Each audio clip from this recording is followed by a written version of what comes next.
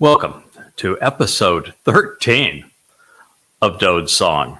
This review and closely examination of the 89th Mizmor, so that we might come to know Yahweh, his Son, our Messiah, the returning King, indeed our Savior, better than ever before. This is the most magnificent song ever sung. The lyrics were actually written by God, Yahweh, on behalf of his favorite person, his beloved, his chosen one. The one man, he says, he is my son, I am his father. The one man that Yahweh says, I anointed him with my oil. The one man that Yahweh calls out by name to say, I have made all of these promises to Dowd and to no one else. So, this is the story of the Zeroah, which is the sacrificial lamb, the chosen one of God, the most set apart one, the very man that through whom Yahweh made the covenant's benefits possible, the one who Yahweh worked through and with to fulfill the first three Moed Mikre, Pesach, Matzah, and Makodim, in 33 CE, which is the single most important discovery in human history because it has the greatest beneficial implications. So as we now move into the 13th episode of Dowd's Song, this review of the 89th Mizmor, we are reminded that for many, and for most of us, there is a battle for hearts and souls, and it is raging throughout the world. It's a struggle between right and wrong. The loudest voices are of those who claim that they worship religious gods, while the chorus of those who stand with Yahweh and alongside our Messiah, the Son of God, the former and returning King, Dowd, which means beloved and is misrepresented as David, currently are faint among these billions, although that is changing. We are coming into your home. We are speaking boldly about him. Lights, camera, action. We are ready for you to know the truth. We are making it possible for you, no matter where you find yourself, to be able to witness the truth. The very truth that will provide eternal life, perfection, adoption into God's family, enrichment and empowerment, enlightenment and emancipation, all gifts of Almighty God in his collaboration with his Son. So the 89th Mizmor continues with these words. What's worse? Yahweh asks. And adding to the resentment, now, previously, God made it very clear that he is exceedingly frustrated with humankind, particularly his people, for denying their Messiah, Dowd, for the elaborate work that people have done to pile their trash right on top of the most important truth in human history, that the Messiah and Son of God is Dowd David. He's been here twice before. He will return.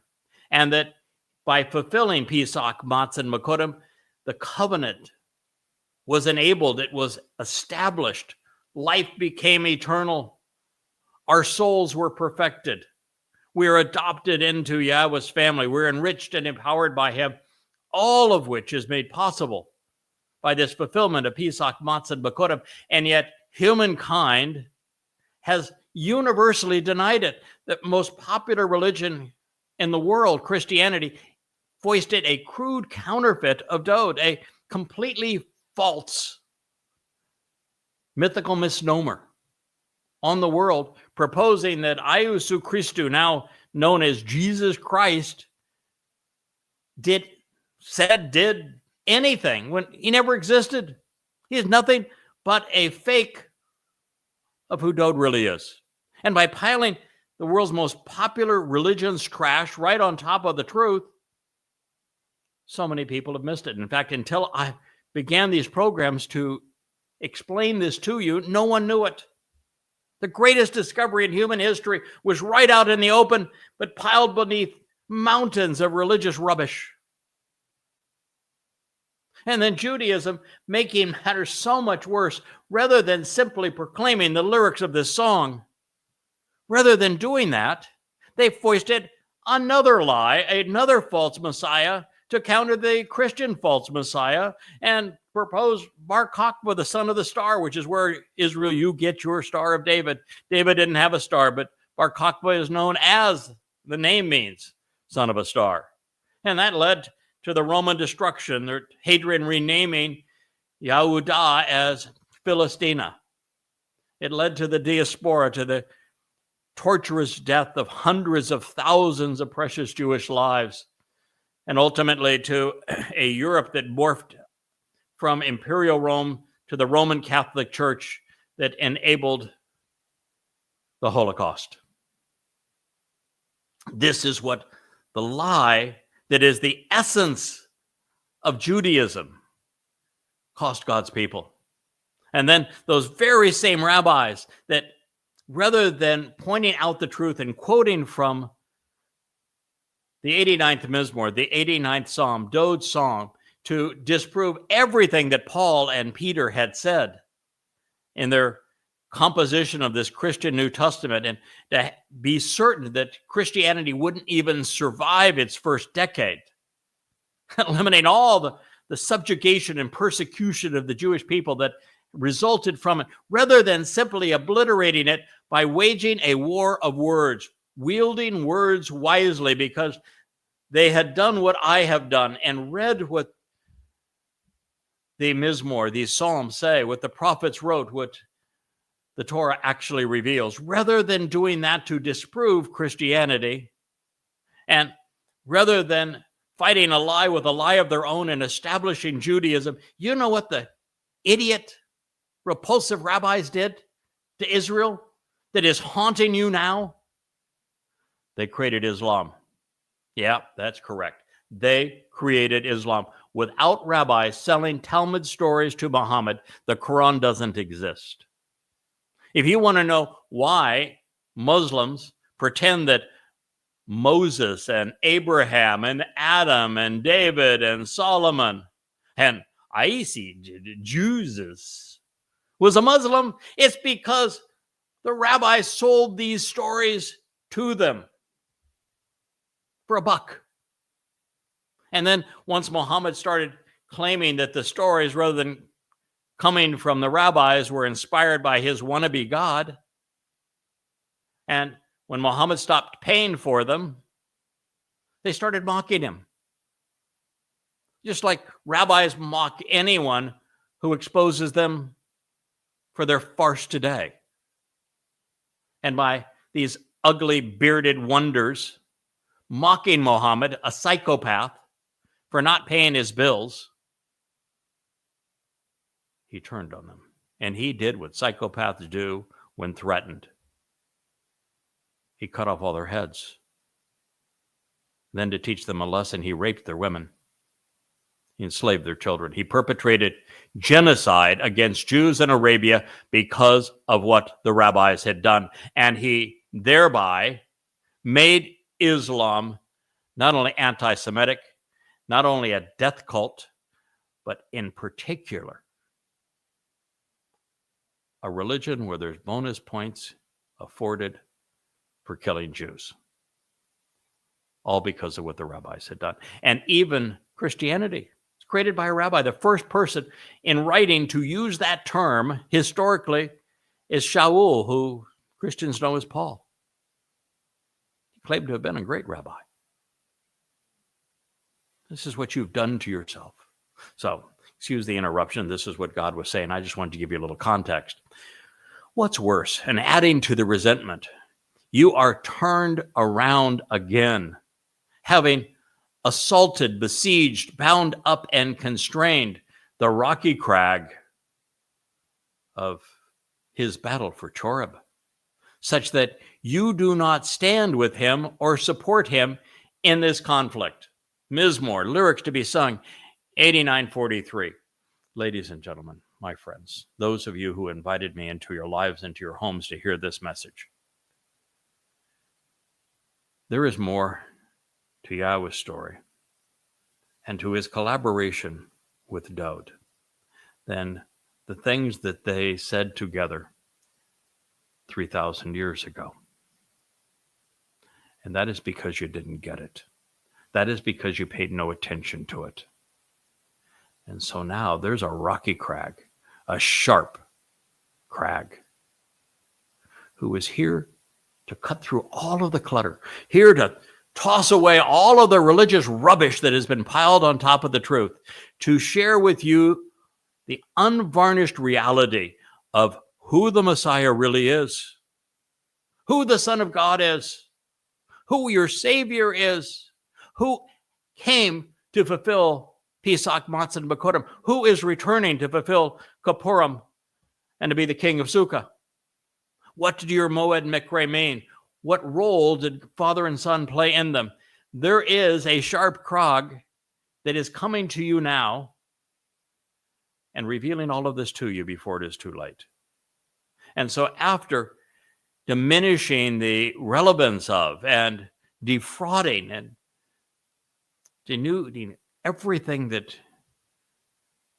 Dowd represents, now Israel, you're showing your resentment to, and you are turned around again because you're assaulting, besieging, and trying to constraining the rocky crag.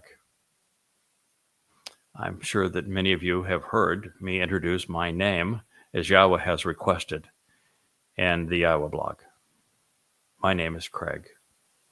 You know what Craig is based upon? It's a Celtic name. It means crag. And I am both a rocky, hard as nails, tough as they can be, and sharper than the average fellow. Crag. As the crag, I am mentioned in many prophecies, primarily though known as Yada, one who knows, the choder, the one who is growing out of the primary branch, who is Dowd, the one who is giving the fallen stump and the neglected roots new life as a sucker, the choder, the Nakri, the observant foreigner, the Kol, the voice of Yahweh, the Bashar, the herald of Dowd, the final of the three Zeroah, one cultivating the seeds of the harvest so that they grow and are fruitful and productive. The man from Edom, the Adamah Parah that is sacrificed in the end. I am all these things. There are hundreds upon hundreds of prophecies regarding them. And Israel, you're just now beginning to listen. I've been doing this for 23 years. I have all of these books you can see behind me. It's 35 of them that I have written and rewritten, providing the translations themselves, the insights, the commentary, the explanations of the various terms that Yahweh chose to use. And I've done so for 23 years, making them all available to you free at yadayah.com. And now I'm coming into your homes as Yahweh requested, taking the books that I have written and manifesting them through these words and these insights so that you come to know who Yahweh is. And yet, so many of God's people, Yehudim, Israelites, their first response is, oh, don't you dare do that on the Sabbath. We have do nothing day, you know. Well, maybe you ought to look and figure out that the Shabbat is a verb and it's actionable, and that Yahweh does his best work on the Shabbat. Even Dowd, his beloved son, did his best work on the Shabbat of Matzah. In 33 CE, 4000 Yah, when he did the ultimate work in carrying our guilt and depositing it into Sheol, never to be seen again. Oh, you can't speak in that we don't even want to call it a name, Yod Hey Wah Hey Do, you have no idea what it means. You cannot use that. Jews have literally written God's presence out of their lives. They've erased his name. And here, part of my mission is to reintroduce you to that name. And to Judaism, they're so appalled by what Christianity has done to them. They have made a religion out of God is incorporeal, therefore he can't have a son. God begs to differ. He says, Dowd is my son, I am his father. Who do you think is telling you the truth, the rabbis or God? In rabbinic Judaism, the big thing is to be messianic now and await the return of an unnamed Messiah. God damn it, wake up. Your Messiah is Dowd. Your God is Yahweh. They both told you so over and over again without equivocation. In rabbinic Judaism, there is no salvation. There's no way to enter heaven, and there is no hell. No Shamaim, no Sheol. Well, God begs to differ. And the way to earn the latter of these things, eternal separation from God, is to continue to be religious, particularly practicing Judaism, but also Christianity and Islam. And the way to end up spending eternity with Yahweh is to come to accept his name, to come to accept the role that Dowd as the Masiach played when he fulfilled Pesach, Matzah, and Makotim. Understand what the 7 Moed Mikre mean. You don't even celebrate matzah if you're Jewish. You got no idea what it even means. You think that matzah is an ingredient that is part of the celebration of Passover. You make Passover a 7-day feast. That's not what Yahweh says. Matzah is 7 days, and matzah is part of Pesach. In fact, Passover without matzah is counterproductive. You become immortal and still guilty and therefore eternally separated from God. The only way you can be immortal and guilty and therefore separated from God is to spend your eternity in Sheol. That's a really stupid idea, and yet it lies at the heart not only of Judaism but of Christianity. Can't speak of Islam. It's too dumb to understand any of this kind of stuff. Way beyond them. But it's even way beyond most Jews, and you're the smartest people in the world, and yet you don't get it. This has been presented for you to understand for 3,000 years, and yet not one of you in 3,000 years understood any of this that I'm sharing with you.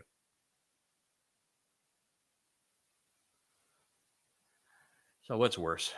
Adding to the resentment, you are turned around again, having assaulted, besieged, bound up, and constrained the rocky crag, the Shur, having been adverse to this stone, and of his battle for Choreb, his fight with the sword and the chisel for the fire of Yah, the revelation of his Torah. Choreb was where the actual Torah, not that piece of trash known as the Talmud, which Maimonides foisted this great lie on the Jewish people, that his musings and rantings was a Torah. Bull. The Torah is the Torah. It was written by Moshe, full stop. The rabbinical nonsense that they claim where they say they're Torah observant is trash. Most of it comes from Babylon. It's rabbinical arguments. Haredim that claim we need, exemption from the military because we're busy saving Israel by being Torah observant and studying the Torah. Bull. They're wallowing in rabbinical rubbish. It's important for you to understand the truth, know what these terms mean. They even call it law, Jewish law. Torah doesn't mean law. It's teaching, guidance, direction, and instruction.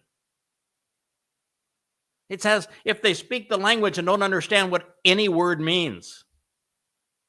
The battle for Choreb is to bring the Torah back as to be the guiding light of the Jewish people, which means first and foremost, you must understand who inspired the Torah. It wasn't Moshe. It was Yahweh, the God whose name you won't say, the God whose name you erased. And yet his name exists in the center of your lives because he was the one who named you. Yahud. It's a combination of Yahweh's name and Dowd's name. It means beloved of Yah. And you won't even admit it. You won't acknowledge it. You won't capitalize upon it. And you even fight against this rocky crowd who is trying to bring you back to Choreb. It says such that you do not stand with him or support him. This is your last call, Israel. This is the last opportunity for the Jewish people. I am the voice that is calling you out from the midst of your political and religious delusions before it is too late. I am the voice of the one who will lay down his life as the Adam of Torah to give Jews, Yehudim, one last chance to hear from Yahweh again. The last time that he spoke to you, you told him to go away and shut up. You never wanted to see him or hear from him again. And now he is speaking to you through me, telling you that you have one last opportunity to get your act together, to walk away from religious and political influences, to accept his name, to accept his son, our Messiah and Savior, to attend his Moed Mikre as they were intended, and to become part of his covenant family. And at this point, if you want to make the next harvest, which is Shabuah, you have 16 months to get your act together. And from that point, we begin the 7-year time of Jacob's trouble on May 22nd, 2026. It concludes on Teruah, which is a final gleaning of Israelites and Yehudim in year 6000 Yah, with that gleaning taking place on September 23rd, a Friday evening, the beginning of a Shabat in 2033. The following day is when the Adam of Torah will be sacrificed for the mortal remnant of Yisrael that survived the gauntlet of the time of Israel's troubles, but who were left behind, were not prepared for the Teruah harvest. And that is when Yahweh will ignite this marvelous fire and fountains of water from the Temple Mount that will arise beneath the bludgeoned body that I will have offered as the final sacrifice to purge Israel of her guilt, so that you can enter the presence of Yahweh 10 days later on the day of reconciliations, when Dowd as the Messiah returns with God, whose name is Yahweh. But in this conflict, God is saying, you don't support or currently stand with the one who is offering this gift to you. The end of it, this last statement in this conflict, Baha Milchama, in this fight between opposing parties, is from Lakam, to engage in a battle over yeasted bread. And 4Q PS from the Dead Sea Scrolls says 4 battles. So it's a little different in interpretations here between the Masoretic text and the Dead Sea Scrolls. There is a plethora of tantalizing insights, I think, in this statement that I want to share with you, beginning with the realization that Af's primary connotation is to engender resentment and wrath. Those who continue to turn against Dowd, those who continue to erase Yahweh's presence from their lives, those even who are unwilling to listen to his voice, God's voice at this time, that rocky crag, will endure the sting of judgment. Also interesting, while TSUWR, sure, is translated as the edge in the Jewish Publication Society's Holy Scriptures, according to the Masoretic text, it was scribed here as a verb. Did you know that? There was no definite article in the text, and edge is not among Sur's meanings when presented as a noun. What were they trying to hide from you? Had it been written as a noun, our options would have been rocky crag, sharp flint, or stone. In the infinitive, sure, is not only active, but it is also intensified by the actual and ongoing action of laying siege, enclosing, binding, and confining in a hostile and harassing fashion, because that is the implication of the call infinitive in its influence on the verb. This makes perfect sense because the perpetrators in gendering Dowd's wrath and Yahweh's animosity continue to be the Jewish religious leaders who have sought to constrain the Savior by assaulting his achievements, depriving Yehudim of a relationship with God. Further, if we are to read rocky crag or stone into this depiction, it was upon this sharp, rocky edifice that Yahweh first revealed his fiery light to Moshe and then to the children of Israel from a mount, upon Mount Choreb, where he would also reveal his Torah from this very same place. Moreover, it is my contention that Dowd's song is the cornerstone, the sur of the covenant home, and that it was revealed in the Yobel year of 3000 Yah, 968 BCE, 4 years into Solomon's reign, as the cornerstone was laid on the home for Yahweh's name. This Mizmor is that cornerstone. The Hebrew name for mountain upon which Yahweh introduced himself to Moshe and then revealed the Torah is Torah. Spelled the same way in the text, it also serves as the Hebrew word for dry and desolate, battle and conflict, sword and chisel. And while we can choose any definition that works within the context, we are prudent to include each that fits so as not to deprive the listener of the full intent of what God said. In this case, I see Dowd standing between the two mountains of God, Choreb and Moriah, bringing the Torah to the heart of the land and fulfilling it in the city of Dowd, Jerusalem.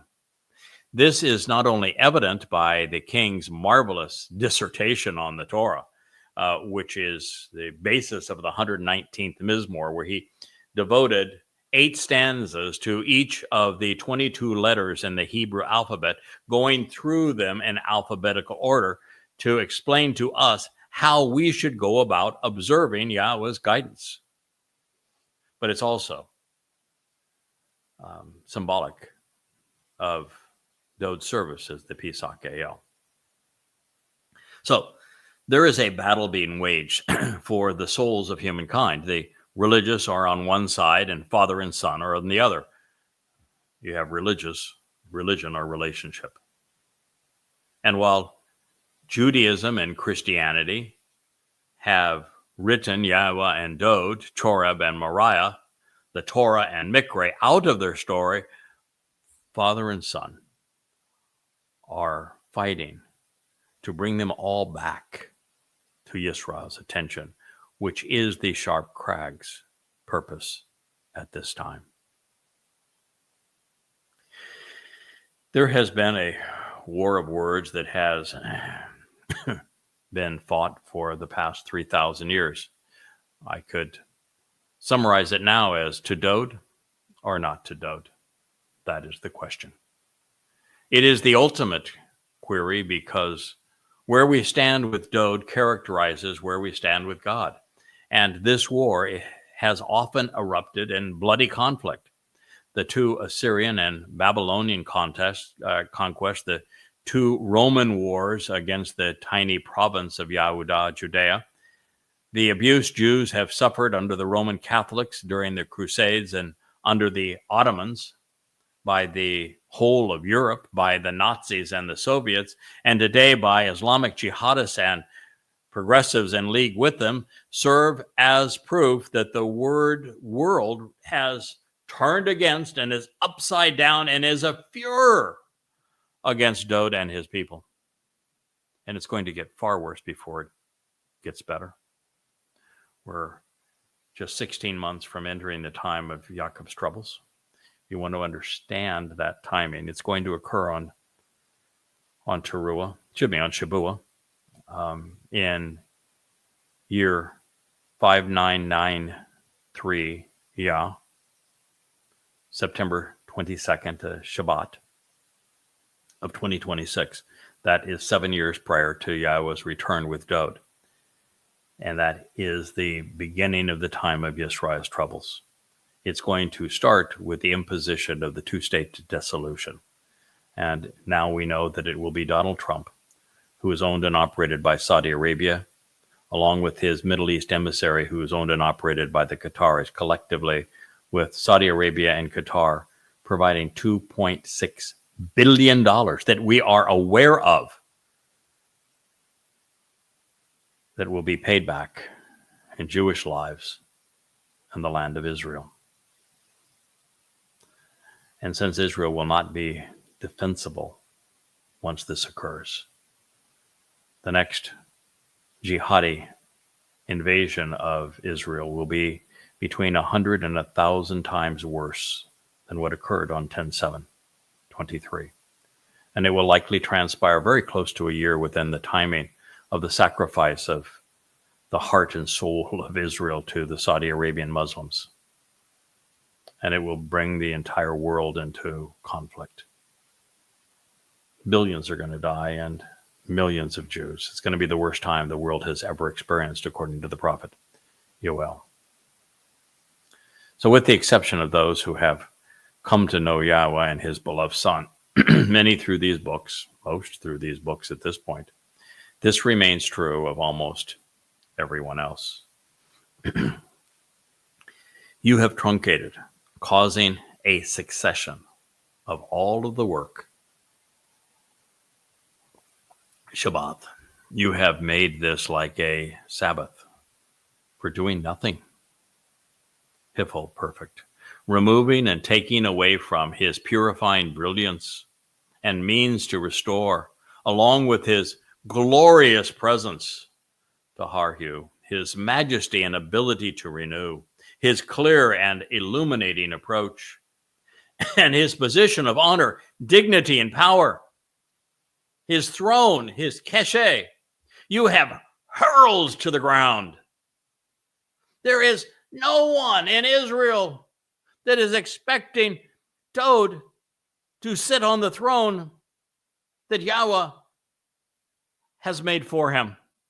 And yet it is all the way through the Torah and prophets that the throne and the seat of honor that Yahweh has established belongs to Dowd, David, God's son, our Messiah, God's chosen one. And yet in rabbinical Judaism, it has been dishonored and hurled to the ground. Christianity built a religious mythology on confiscating Dowd's throne and giving it to a crude counterfeit, now known as Jesus Christ. And you Jews were essential to both religions. It is repulsive, and God's not the least bit pleased. And you need to understand he knows exactly what you have done, and he knew you were going to do it 3,000 years ago. That's why with this message, I can't save the overtly political or the overtly religious. The Haredim will never listen to this, and I wouldn't even want them to. It'd be a waste of time. Their religious mythology is such they would never be able to penetrate their thick skulls, their horrid attitudes towards God, their preference for rabbis over the Almighty. And as a result, all we can do is talk to the 40%, maybe 50% of Israelites between those two extremes, between the the progressives that have forgotten how to think, who have forfeited all morality, who become total and complete hypocrites, and the Haredim, who are nothing but parasites. The rest of you, Israel, you know what I'm talking about. You know what I'm saying is true. And the path home begins by accepting Yahweh's name, by embracing his son, by accepting the position of honor and the dignity that Dowd has in your life, that Yahweh has afforded him. Clearly, God is annoyed. In fact, he's disgusted that his beloved son, his anointed Messiah, the Ra'ah shepherd that he established the covenant, brought it into existence through, the Zeroah, the sacrificial lamb who opened heaven's door, has been so universally discounted by religious Jews. They have done to Dowd, David, what they have done to his Shabat, reducing both from a celebration of the covenant relationship to do nothing. And in this case, by either failing to read the words that Yahweh inspired in this Dowd song, the 89th Mizmor, or failing to act upon them, religious Jews brought untold misery on God's people. It's their fault. If you look and recognize the plight that you're in, and that you've been in this plight for century upon century, maybe it's time that you say, whoa, what we're doing isn't working. The rabbis have made life more miserable for us. Our politicians have made life more miserable for you. The whole world is turned against us. We're here. We've been the victims. We're doing the right thing, defending ourselves, and yet the world is enraged by us. There's no way to win. So, you want the solution? Yah was offering it to you on a silver platter. And on that platter is the throne, the seat of honor of his chosen one, your Messiah and King, my King, Dowd David.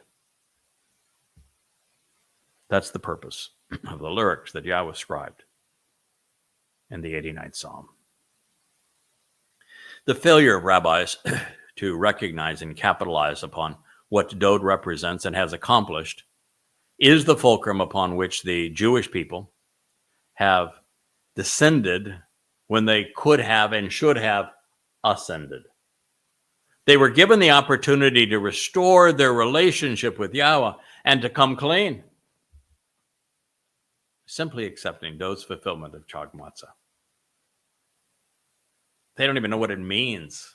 They don't even celebrate it, much less capitalize on the fact that on this day, Dowd's nephesh was burdened with the guilt of every covenant member, where it was carried then into Sheol to deposit there, never to be seen again, making us perfect in God's eyes.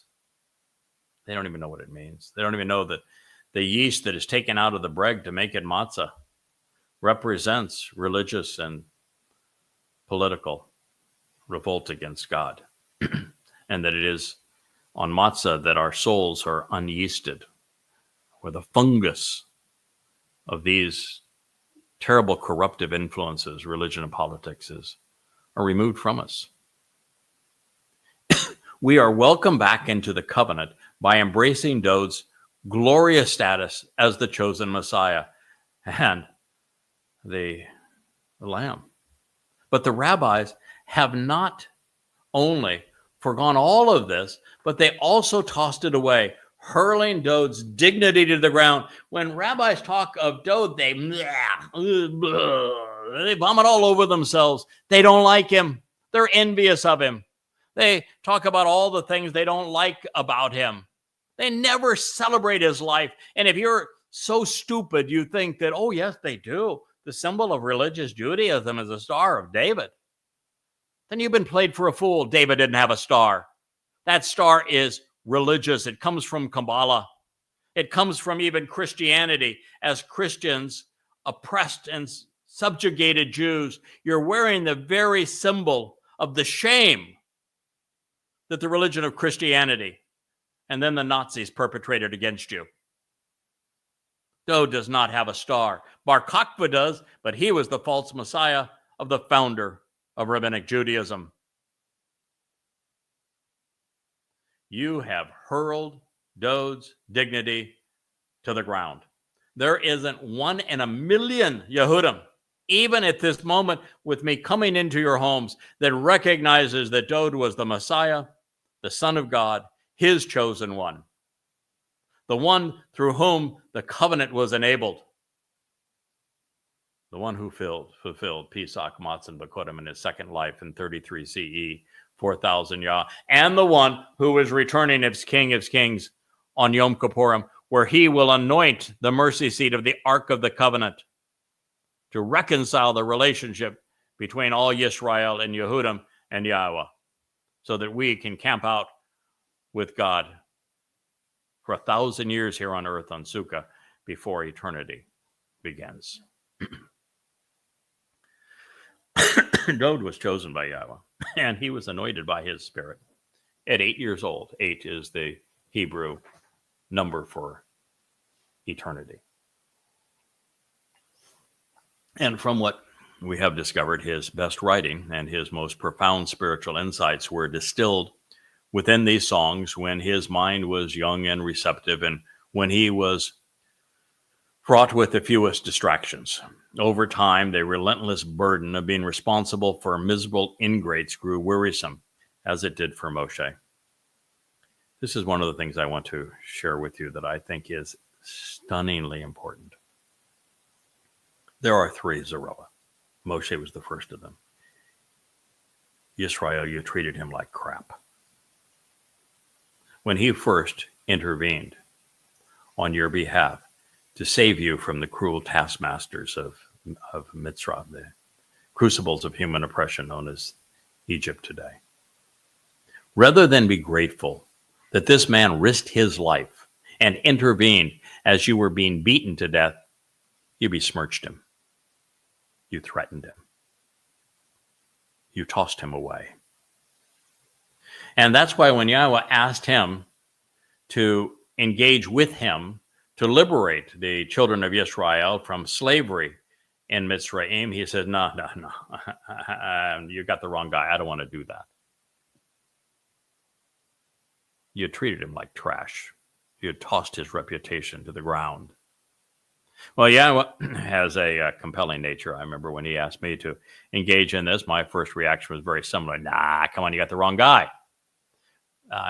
Just as Yahweh convinced Moshe that it would be okay to do this, he did the same with me. But then, from right at that point on, every time you turn around, the children of Israel are irascible. You're pig-headed. You're the opposite of appreciative. You didn't even get to the Gulf of Aqaba, to Nuweiba Beach, where you had now been freed by the Egyptians based upon Yahweh's miraculous intervention, and you'd been given gifts and parting gifts, and for the first time in 80 years, you're free. Free at last. And what did you do? You turned on Moshe and said, what did you bring us out in the desert to die? We want to go back. Can you imagine the agony that you caused and the frustration, both for Moshe, said, here we go again. I told you this was impossible, God. And for God himself that was doing this for you. Then you get across the other side, you're at the base of Mount Towrah again. Moshe goes up the mountain to converse with Yahweh and to bring down the Torah instructions, and of course the first set of tablets that were etched with God's instructions.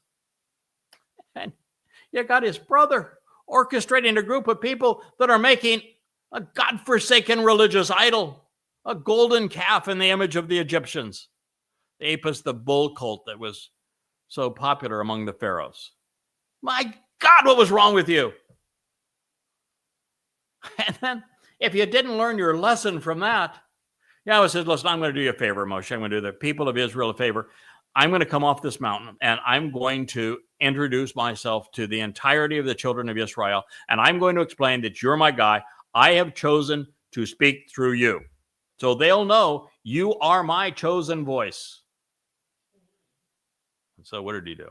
He told them, get themselves cleaned up and prettied up for this meeting. I don't want to, speak to a bunch of stinky, filthy guys. I want them to understand how they really do need to clean up their act to be in my presence. It's something we will repeat here 8.5 years from now with the sacrifice of the Adam of Torah. But Yahweh comes down. He says, yep, Moshe is my guy. This is the first of the 3 Zero, if you're wondering. And God specifically says, I am speaking through him. That's what I'm doing here. And you know what the children of Israel said? We don't want to see you again. We don't want to hear from you again. Go away. Shut up. Pretty harsh, huh? Can you imagine being God doing this for your people and hearing that from them? And from there, it gets worse. I mean, you had this horrible experience with Miriam and Aaron then saying, surely Moshe is not the only one that speaks for God. We speak for him too. No, you don't. Yahweh chooses those through whom he is going to speak. Moshe was one of them. Dowd was one of them. I am one of them. And if you think that you also can speak for God, you are mistaken. And so what did he do? You say, hey, that's great. The more voices, the better. We'll all have a big kumbaya party. We'll do a barbecue, maybe have some cheeseburgers. And which is what he served when he met with Abraham and Sarah, which is kind of funny because, of course, in rabbinic Judaism, you can't mix the two, dairy and meat. So anyway, rather than saying, hey, that's great, and the more voices, the better, God said, you repulse me. I want you to shut up. I'm sending you outside of the community. I am revealing for all to see that you are plagued, that you're disgusting and diseased. And the next time we hear of Miriam, it's a long discussion of divorce. And then God reminds us, just as Miriam was plagued. Now, Aaron, even during that time, says, okay, I was stupid. It really, in fact, he even used that word. I was really stupid. What a dumb idea to claim that we get to choose who God speaks through and that he can also speak through us when it's obvious that he chose Moshe. And because he was a full confession right there, saying, I admit it, I was wrong. It won't happen again. Please, cleanse me of this. Yahweh did. Aaron remained part of the community, even as wrong as he was so many times. And it gets even worse. The waters of Meribah might be based on the same word that we get from, I get the name Miriam, contentious and bitterness. It goes on and on. No matter where we turn, the children of Israel turned on Moshe and Yahweh. It got so bad with Dowd, the second of the 3 Zeroah, his own son led an insurrection against him. On and on it goes. In fact, the group that surrounded Saul, sought to kill Dowd, hunted him down. He got so bad at one point, Dowd made a bunch of blunders, but one of the blunders he made is he said, listen, I can't even hang out with my own people. I'm going to go out and hang for a while with the Philistines. I mean, bad idea, but Dowd's flawed like the rest of us. Made many wonderful decisions. That was not one of them, however. And it's the same thing true with all of us. We're imperfect implements, and that's why Yahweh likes to work through us, because his magnificence can be shown through someone who is flawed. He loves to use dirty and dented implements to convey his message and purpose.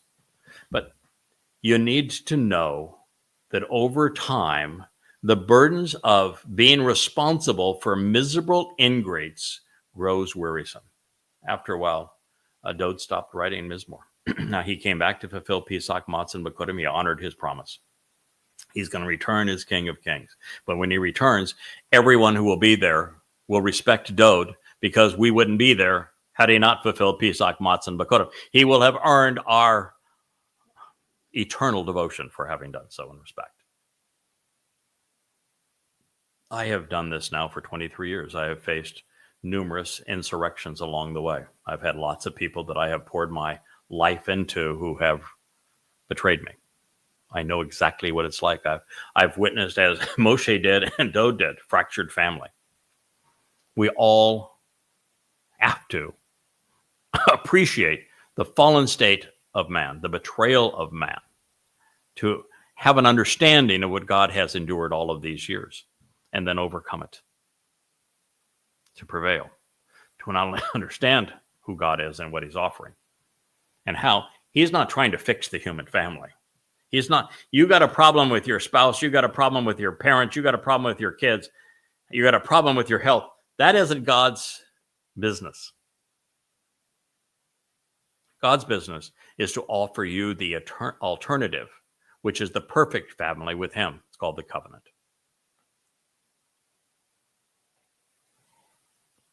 We continue in the text of the 89th Psalm. You have cut short so as to deprive yourselves of what is required to reap the benefits of the harvest, Katsir. The days when his robust presence was concealed as a young man. You have covered over him shamefully by diminishing his status. Take a moment and consider the implications, Shalah. Mizmor, lyrics to sing, Psalm 89:45. I've said before, and I will say it again. The 89th Mizmor is like taking a shower under a fire hose. It is like putting a cup into the largest lake on earth and having a drink of water and recognizing how much more is there. It is like a concert where every word is a crescendo. This continues to be the case. God just said that his people have diminished and deprived themselves by not appreciating what is required to reap the benefits of the harvest. Katsir. 3 of them. Do you know what they are?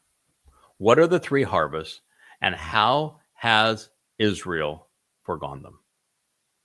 How many rabbis have you heard who have said that if we open, or if we capitalize on the open door that Dowd provided for us by fulfilling Pesach, and capitalize on him removing religious and political guilt from us and depositing it in Sheol on Matzah, that we can benefit from Bakurim, which is firstborn children, which is symbolized by a barley harvest that occurs early in the year when barley is still green, growing, and receptive.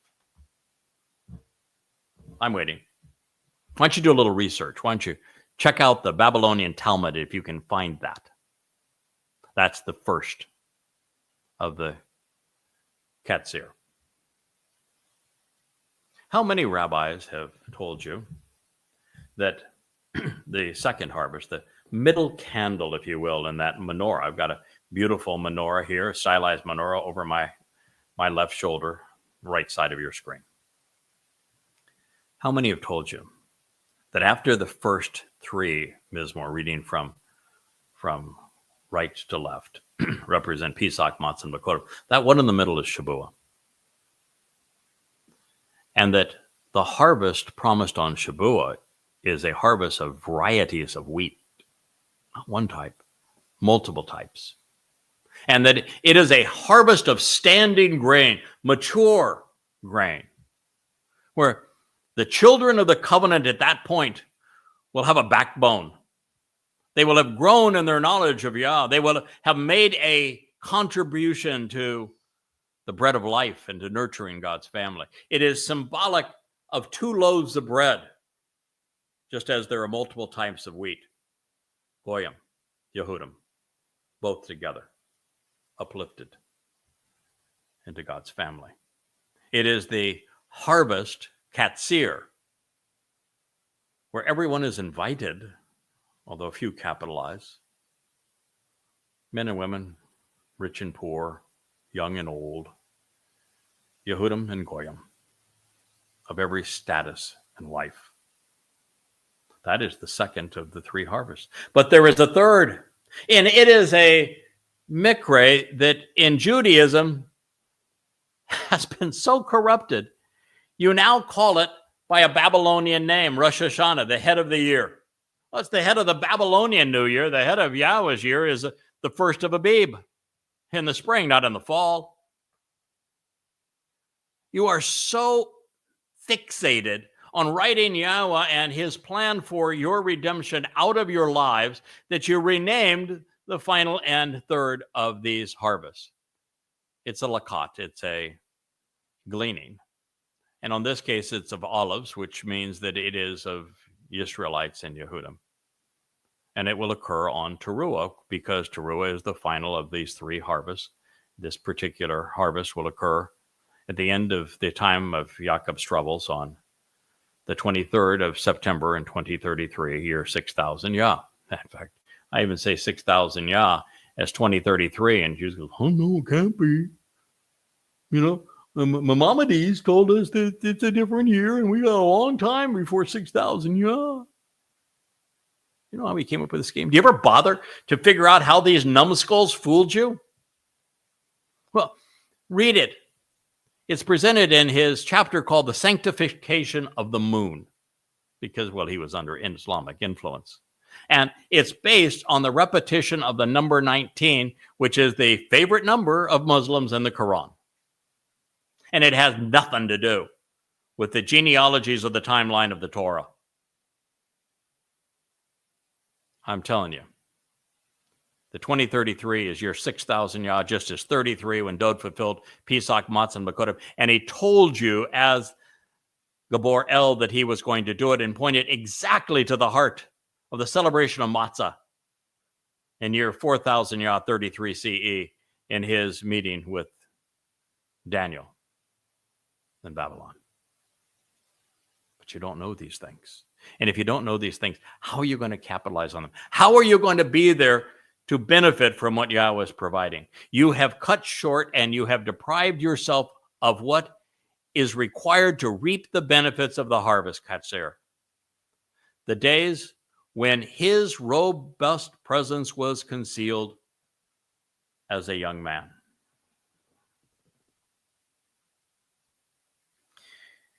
Dowd has already lived 2 lives. He told us all about his second of 3 lives, and how it would culminate in him serving as the Pesach AL, being crucified by the Romans, beaten to a pulp, and then nailed to an upright pole. And then how he would fulfill Matzah with his soul going into the darkness of Sheol. And then how on Bakurim he would return to the light. He was brought back 3 to 4 years before his fulfillment of these Moed Mikre in 33 CE, year 4000 Yah, just as Dowd passed away in his first life 3 to 4 years before the cornerstone of Yahweh's home was laid in year 3000 Yah, which is 968 BCE. Just as Elia and I will appear in Jerusalem to serve for 3.5, 4 years as the witnesses to Yahweh before Dowd's return.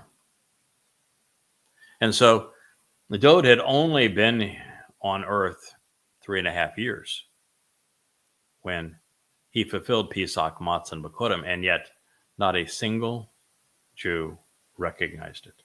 The only eyewitness account of what Dowd endured as the Passover lamb was written by Dowd himself in first person, when he explains scientifically and medically how crucifixion kills 500 years before the Romans, 500 years before the Assyrians invented crucifixion, 700 to 800 years before the Romans made it more torturous with their nails. He told you exactly what he was going to endure. The only eyewitness account of it. It's repeated again in Psalm 88. And then the very purpose of his fulfillment is explained again in Yeshaya 53. And who he was and is blazoned in the wonderful prophecy as the Son who is given to us, the great Gabor, in Yeshaya 9. And so as a very young man, returning in year 4000 Yah 33 CE, is when Dowd fulfilled Pesach, Matzah, and Bakurim, and not a single Jew recognized it, even though he did it on Mount Moriah, exactly where he said he would fulfill it, exactly the day that he told you he would come back to do so, exactly the way that he had explained in his eyewitness account 1,000 years earlier that it would occur. And not a single Jew recognized what he had done, opening the door for Christianity to confiscate and to counterfeit Dowd. You covered over him, shamefully diminishing his status. Dowd has no status in rabbinic Judaism. He is not the Messiah. He is not the Son of God. He is not the Passover AL. He is not the chosen one. He is not the paradigm for what it means to be part of the covenant or to be God's son. Take a moment to consider this, is what we are told. Well, there is a consequence to being wrong, especially when what one believes is in conflict with what Yahweh has made known to us.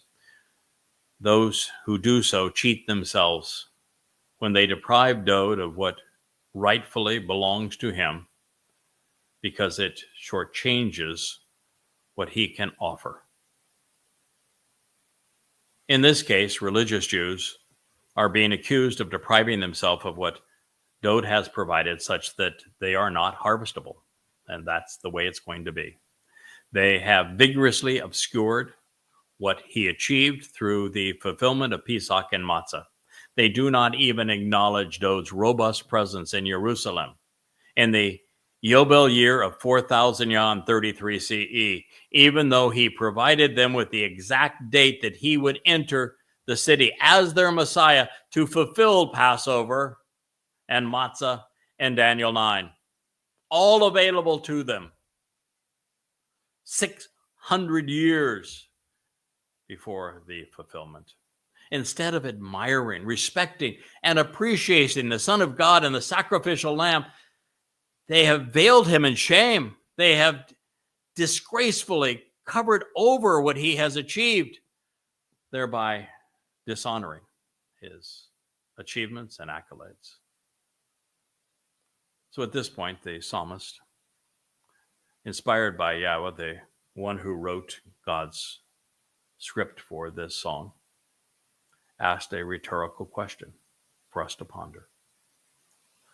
While the interval of timing being questioned was of God's choosing, being unknown for that long is counter to everything God intended. He has done his part, making it relatively easy for those who are serious in their pursuit to become acquainted with him. He has systematically provided and simultaneously validated the authenticity of his revelation to us. Within it, we are given everything we need to know to engage in a relationship with Yahweh, to be invited into his home as part of his family. The reason that so few have availed themselves of this marvelous opportunity, the ultimate gift ever offered, eternal life, perfection, adoption into God's family, inheriting all that he has to give, being empowered and enriched beyond 3 dimensions to the 4th, 5th, 6th, and 7th dimension. The reason that so few have taken advantage of this is that religion and government, militarism and conspiratorialism have gotten in the way, obscuring the view and cluttering the path. So God asks of Almighty, well, it's actually the one scribing this psalm, wrote on behalf of Almighty God. For how long, Yahweh? For how long, Yahweh, will you remain hidden, concealed, and virtually unknown? Your righteous indignation, your overt displeasure, and your furious antagonism is kindled and burns imminently and prominently like a fire. Israel, you have done this to your God. You've done it by failing to acknowledge what he achieved through his beloved Son. It is one thing for Dowd to have recognized that the ultimate sacrifice he can make for his people is to serve as the Pesach El, the Passover lamb, and then allow his nephesh soul to be burdened with our guilt so that it can be carried into Sheol, never to be seen again, signing our adoption papers to be part of Yahweh's covenant family, perfected and enriched by him, telling all of the story of what he had volunteered to achieve before he actually fulfilled this promise, for us all to capitalize upon it, and that rather than benefit from it, this ultimate sacrifice, God's people spit in his face. They disparaged him. They denied that he had done it. Think of the indignation, the antagonism that engendered with God and with his Son. It pierces me to the soul to know of the anguish, Israel, that you have caused and your disrespect for Yahweh and for his beloved Son, our Messiah and King Dowd. I want you to think about that for a while. Tomorrow we will return for the 14th episode of Dowd's Song. But between now and then, ruminate on the aggravation and the pain you have caused the creator of the universe, who's offered you the greatest gift ever. I am Craig Wynn, and this has been the Yahowah blog.